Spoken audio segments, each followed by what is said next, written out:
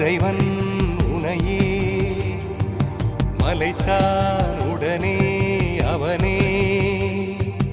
அழகை படைக்கும் திறமை முழுக்க உன்னுடன் சார்ந்தது என் விழி சேர்ந்தது விடிய விடிய மடியில் கிடக்கும் பொன்வினை உண்மை